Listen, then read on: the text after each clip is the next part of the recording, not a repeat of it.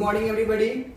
मैं पिछले वीडियो में आपको बना रहा था वीडियो, उसमें कुछ टेक्निकल गड़बड़ी के कारण जो है सो वो वीडियो जो है सो कंप्लीट नहीं हो सका। बड़ा दुख है और मात्र 11 मिनट का ही वीडियो बन पाया था, लेकिन आज जो हम वीडियो बनाएंगे वो पूरे बना देंगे, क्योंकि पता नहीं उसमें तो उस समय लाइन कट गया था और हो नहीं पाया, तो जितना बना था उतना ही अपलोड कर दिए थे। लेकिन आज जो है सो हम जो जहाँ से छूटा था वहाँ से हम बताना शुरू करेंगे। तो आपको हम बता दिए थे कि आपका यूनिट्स क्या होता है, फिजिकल क्वांटिटी क्या होता है। उसमें मैंने बोला था कि यूनिट्स को दो भागों में बांटना है, एक फंडामेंटल यूनिट, दूसरा डिराइव्ड यूनिट। फंडामेंटल यूनिट के बारे में आपको हम बता चुके थे, डिराइव्ड यूनिट्स के बारे में बताना था। और मैंने फंडामेंटल यूनिट को बताते समय आपको बताया था कि फंडामेंटल यूनिट्स और डिराइव्ड यूनिट्स अगर दो प्रकार की होता है, मतलब यूनिट दो प्रकार की होता है, तो फिजिकल क्वांटिटी भी दो प्रकार का होगा। तो उसमें मैंने फंडामेंटल यूनिट के बारे में चर्चा कर दिया था। और फंडामेंटल यूनिट जो होते हैं वो 7 होते हैं, और वो 7 के बारे में मैंने आपको बता दिया था। लेकिन आज उस 7 का हम लोग यूज कैसे करें और उसका नाम फंडामेंटल क्यों पड़ा और उसका हम लोग किस तरीके से फिजिक्स में यूज करेंगे और उसका फिजिक्स में क्या इम्पोर्टेंस है, उस तमाम चीजों पर आज चर्चा करेंगे। साथ ही साथ डिराइव्ड यूनिट्स के बारे में भी आपको बताएंगे। तो जहां से छूट गया था पहले मैं वहां से कर दूं, और उसके बाद फंडामेंटल यूनिट के हर पॉइंट्स पे चर्चा करते हुए आज आपको डायमेंशन कैसे निकाला जाता है, किसी फिजिकल क्वांटिटी का वो भी सिखाएंगे, किसी चीज का यूनिट्स कैसे लिखा जाता है वो भी सिखाएंगे। और आज तक जो आपने यूनिट्स को रटा है कि वेलोसिटी का यूनिट्स मीटर पर सेकेंड होता है, सेंटीमीटर पर सेकेंड होता है, तो आज वो सारी चीजों को आपको रटने को, याद करने की जरूरत नहीं होगा। वो कैसे निकलता है, यूनिट्स कैसे बनता है, उस तमाम चीजों पर हम चर्चा करेंगे और आपको सिखाएंगे। शुरुआत करते हैं कहां से, तो यूनिट एंड डायमेंशन का डिराइव्ड यूनिट। तो आपको पता है डिराइव्ड यूनिट किसको कहते हैं, जो फंडामेंटल यूनिट्स जो मैंने आपको 7 बताया था, उस 7 फंडामेंटल यूनिट्स का ही जो हम लोग डिराइव फॉर्म लिखेंगे, उसका जो हम लोग लेंथ को डिराइव करके मीटर लिखा जाता है, सेंटीमीटर लिखा जाता है, डेसीमीटर लिखा जाता है, समझे। उसी तरीके से जब मास की बात आ जाती है तो मास को हम लोग अलग अलग फॉर्म में लिखते हैं, केजी में लिखते हैं, ग्राम में लिखते हैं। तो मास का जो डिराइव फॉर्म हुआ वो केजी हुआ, ग्राम हुआ। उसी तरीके से टाइम का जो डिराइव फॉर्म हुआ वो सेकेंड हुआ। उसी तरीके से आपको टेम्परेचर का देखते हैं तो केल्विन हो जाता है। तो हम लोगों ने देखा कि लेंथ का अलग अलग डिराइव फॉर्म है, टाइम का अलग अलग डिराइव होता है, मास का अलग अलग डिराइव होता है। तो यानी कि जो फंडामेंटल यूनिट्स पर जो डिपेंड्स करता है उसको हम लोग डिराइव्ड यूनिट कहते हैं। या आप ये भी बोल सकते हैं कि derived unit are the units of the measurement. Derived units are units of the measurement derived for the 7 base unit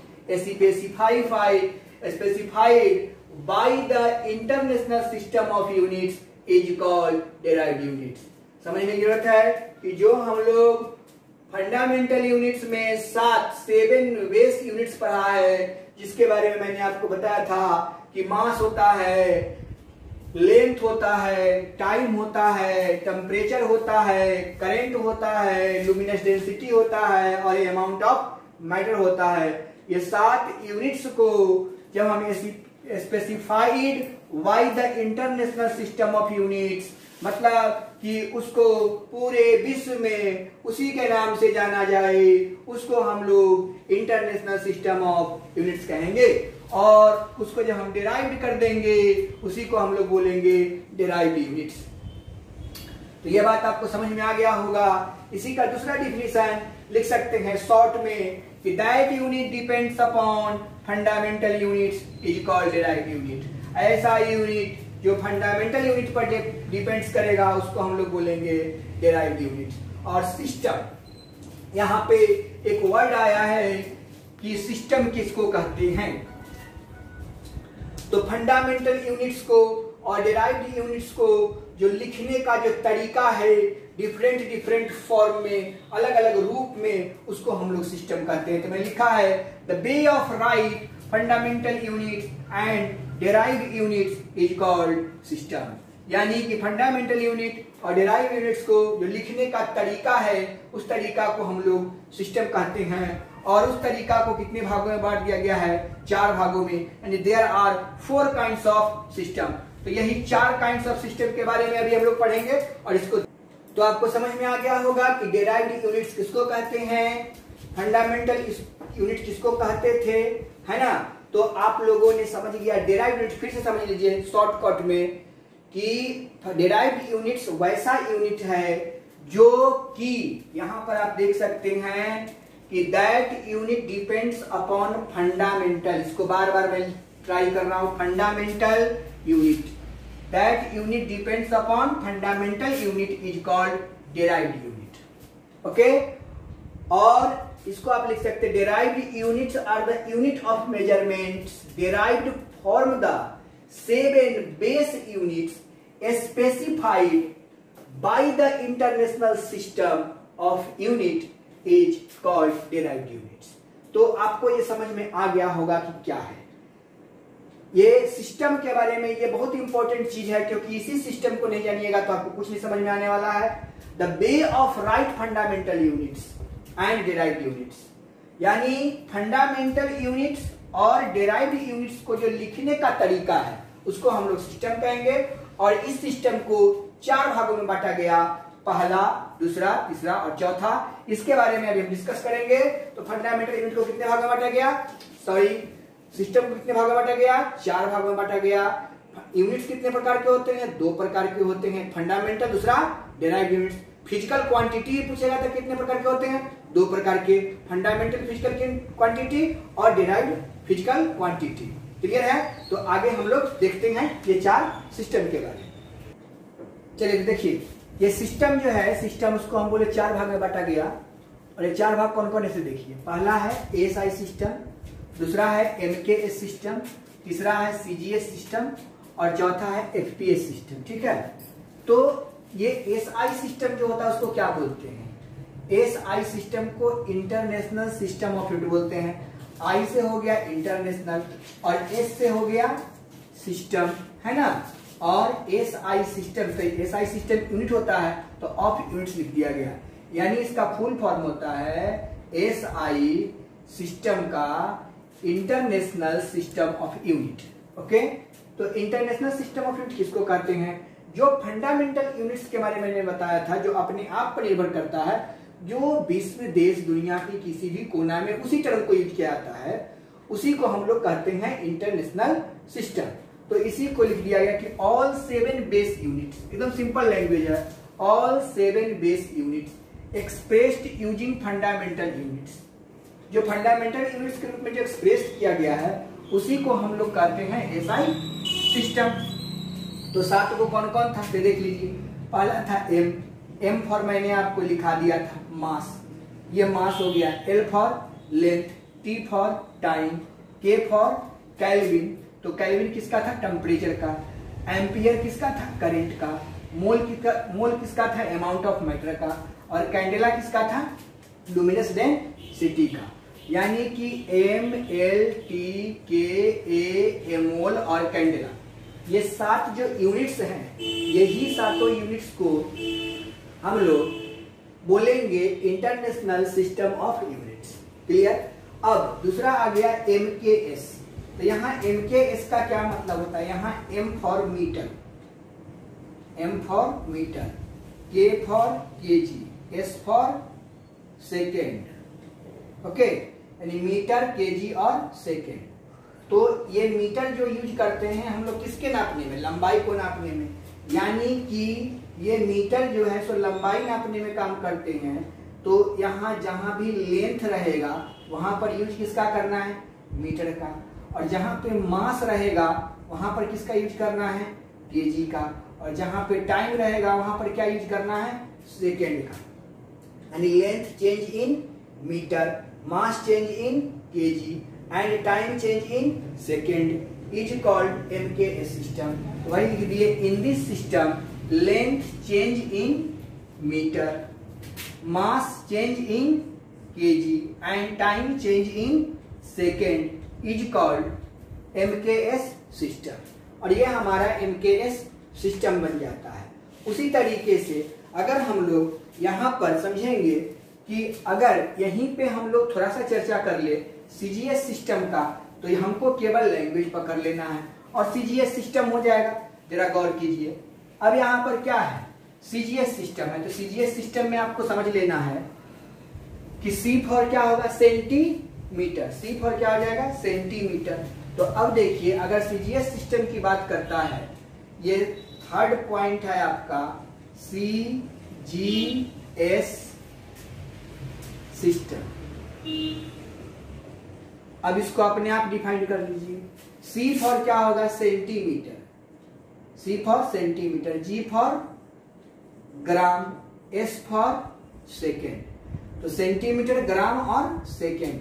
centimetre को किस में नापते हैं, लेंथ में। ग्राम को किस में नापते हैं, मास में। और सेकेंड को किस में नापते हैं, सेकेंड किसके लिए नापा जाता है, टाइम के लिए। यानी length change in centimetre, mass change in gram, time change in second. तो क्या बन जाएगा आपका, सीजीएस सिस्टम बन जाएगा। तो इसी को लिख देंगे, इन this system length change in centimetre, mass change in gram and time change in second, इसको एस कहते हैं। इज कॉल्ड क्या हो जाएगा, सीजीएस सिस्टम। अब मुझे बताइए कि अगर एफपीएस की बात कहा जाए, चौथा टर्म है FPS system. FPS, F for foot, P for pound और S for second. Foot, pound और सेकेंड, पाउंड और सेकेंड, फुट, पाउंड और सेकेंड। ये फुट होगा, फुट किस में नापते हैं, लेंथ में, फुट लेंथ में। पाउंड को हम लोग नापते किस में है, देखते होइएगा आप लोग, जब केक लेने के लिए जाते हैं दुकान में तो कहते हैं कि 5 किलो के केक दीजिए। नहीं, केक जब खरीदने आते हैं तो वहां पर आप लोग पूछते होइएगा कि 2 पाउंड, 4 पाउंड, 5 पाउंड के केक है। मतलब कि मास को यहाँ पर चेंज करेंगे किसमें, पाउंड में, और टाइम को किसमें चेंज करेंगे, सेकेंड में। यानी कि length change in foot, mass change in pound, time change in second is called क्या बन जाएगा, एफपीएस सिस्टम बन जाएगा। यानी कि अब हमको लिखना है यहां पर कि इन this system length change in foot, mass change in pound and time change in second। फिर से पढ़ लीजिए, इन this system length change in foot, mass change in pound and time change in second. Second को S से denote करते हैं।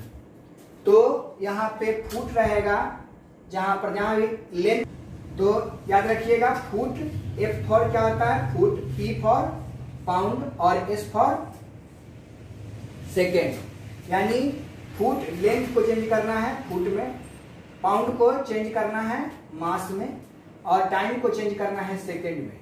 यानी length change in foot, length change in foot, mass change in pound and time change in second is called क्या हो जाएगा, is called foot pound second या FPS system. ये हो गया आपका चारों सिस्टम के बारे में। अब इस चारों सिस्टम का हम करेंगे क्या, तो इस चारों सिस्टम में हम लोग को यूनिट्स लिखना है। सबसे पहले आज हम लोग देखेंगे कि SI यूनिट्स जो होता है, इंटरनेशनल सिस्टम ऑफ यूनिट्स, कैसे लिखा जाता है। ठीक है, उसके बारे में अभी हम लोग चर्चा करते हैं। शुरू करते हैं हम लोग SI सिस्टम के बारे में। और SI सिस्टम को हम किसको कहते हो आपको पता है, जो फंडामेंटल यूनिट्स है उसी को हम SI सिस्टम कहते हैं। अब इसको आप समझिए कि SI सिस्टम में जो है वो क्या क्या है, तो आपको लेंथ, मास, टाइम, इस तरीके से लेंथ, मास, टाइम, टेम्परेचर, ठीक है, टेम्परेचर, करंट, इस तरीके से बहुत सारे टर्म हैं। तो इन तमाम चीजों के बारे में हमको स्टडी करना है। जब तक इसका हम स्टडी नहीं करेंगे तब तक हम लोग इसको यूज नहीं कर सकते हैं। तो SI सिस्टम तो आप समझ चुके हो, यानी कि लेंथ के लिए जिस जिस टर्म का यूज करेंगे, लेंथ का आप यूज कहां कहां करते हैं। सबसे पहला प्रश्न, यानी study of length, study of length. ठीक, तो स्टडी ऑफ लेंथ में हम लोग देखेंगे। तो लेंथ के लिए मैंने एक घेरा बना दिया। तो डिस्टेंस को नापने के लिए भी, डिस्टेंस को नापने के लिए भी किसका यूज करते हैं आप, लेंथ का। डिस्प्लेसमेंट, डिस्प्लेसमेंट को भी नापने के लिए किसका यूज करते हैं, लेंथ का। लेंथ को तो आप नापते ही हो सर, लेंथ तो नापते ही हो। एरिया, लेंथ छोड़ दीजिए, हाँ लेंथ हो गया। ब्रेथ, ब्रेथ को नापने के लिए किसका यूज करते हैं, लेंथ का। हाइट को नापने के लिए किसका यूज करते हैं, लेंथ का। Distance, displacement, length, breadth, height, ये तमाम चीज जो है, यानी जिसमें कुछ है, वो तमाम चीज किससे नापा जाता है, लेंथ से। यानी जहां पर डिस्प्लेसमेंट हो या डिस्टेंस हो वहां भी हम यूज करेंगे लेंथ का। जहां पे डिस्प्लेसमेंट हो वहां भी हम यूज करेंगे लेंथ का। लेंथ होगा तब तो हम यूज लेंथ का करेंगे ही। ब्रेथ होगा तब भी यूज करेंगे लेंथ का, और हाइट होगा तब भी यूज करेंगे लेंथ का।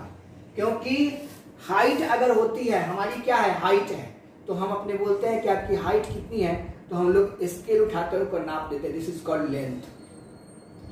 तो हाइट भी लेंथ होता है, ब्रेथ भी हाइट होता है, ब्रेथ भी लेंथ होता है, लेंथ तो लेंथ होता ही है। डिस्टेंस और डिस्प्लेसमेंट ये तमाम चीज क्या होता है, लेंथ होता है।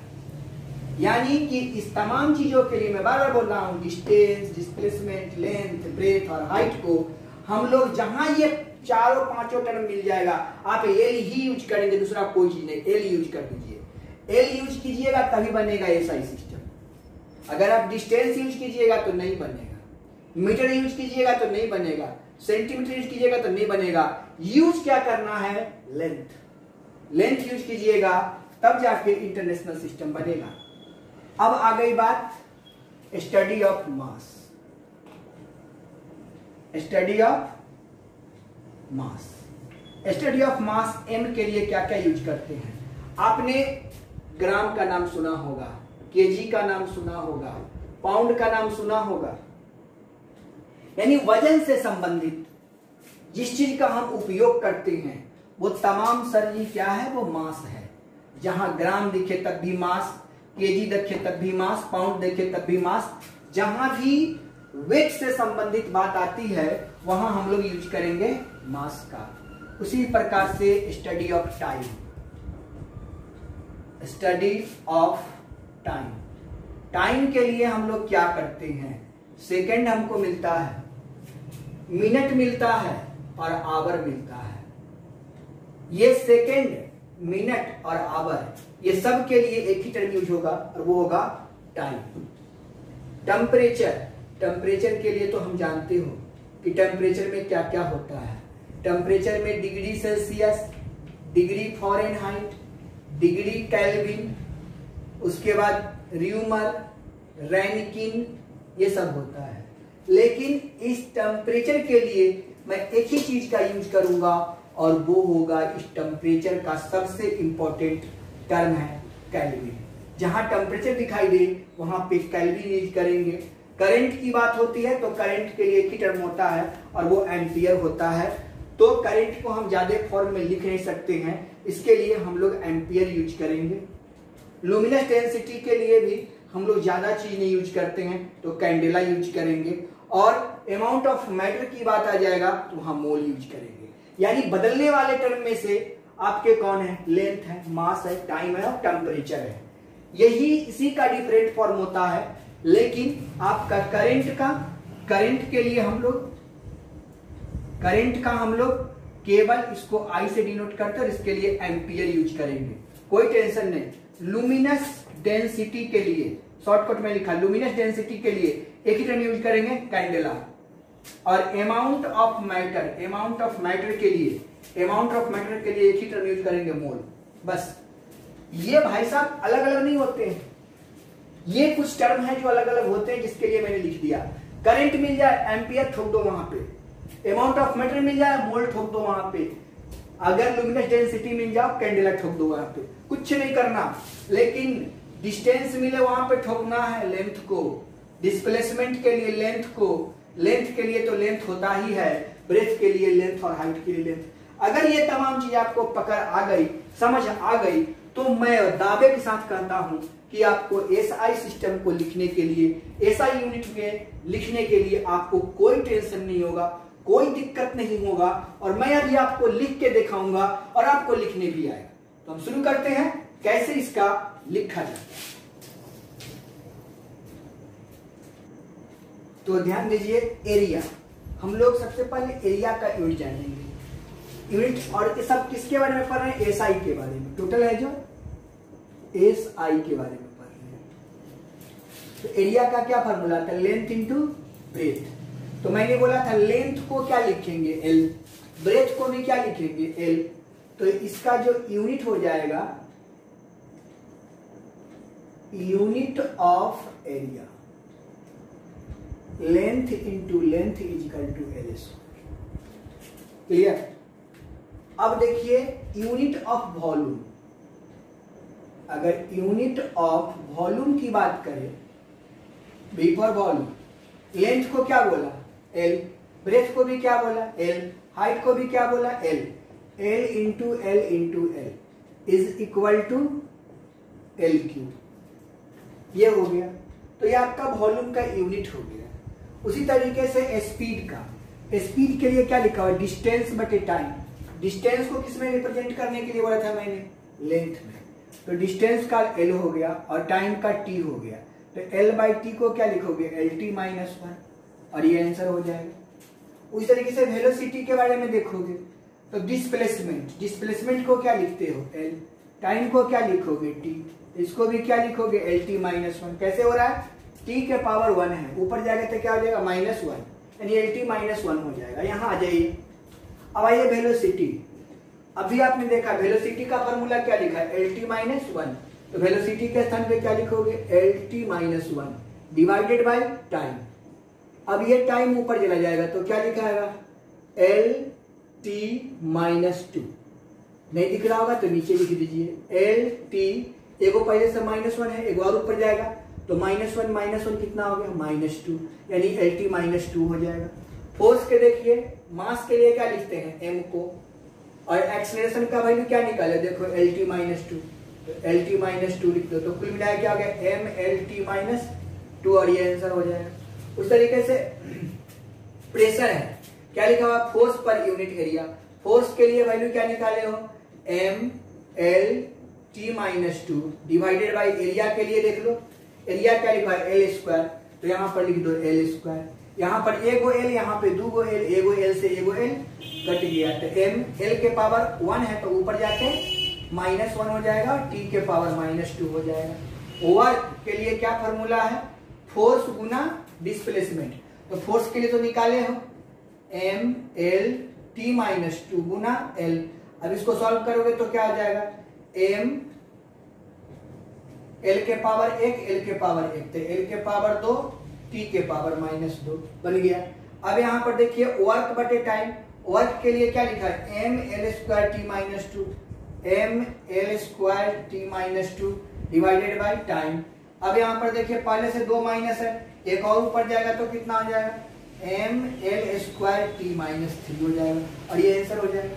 तो आपने क्या देखा कि चाहे जो भी हो, अगर ये मुझे फॉर्मूला याद है तो हम आसानी से उसका डायमेंशनल फॉर्मूला भी निकलेगा, इसी से यूनिट हम निकाल सकते हैं और किसमें एसआई में निकलेगा, है ना। एसआई में इस तरीके से, तो फॉर्मूला अगर आपको पता है तो आसानी से आप लोग कर सकते हैं। तो कुछ इस पर हम फॉर्मूला लिख दे रहे हैं, इतना तो फॉर्मूला आप लोग जान ही गए हैं, 10-20 फॉर्मूला लिख दे रहे हैं।